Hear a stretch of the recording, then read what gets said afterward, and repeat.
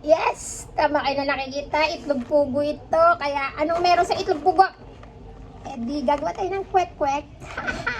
Ituturo ko sa inyo kung paano maggawa ng harina mix niya para makagawa tayo ng kwek-kwek. So, let's go! Have you ever felt? Are you listening? Damn. Ito ang pinakamahirap na ginagawa kapag gumagawa ng kwek-kwek. Ang magbalat ng itlog nang hindi nasisira. Parang half is half. So, nabalatan natin. Next procedure na tayo. Let's go!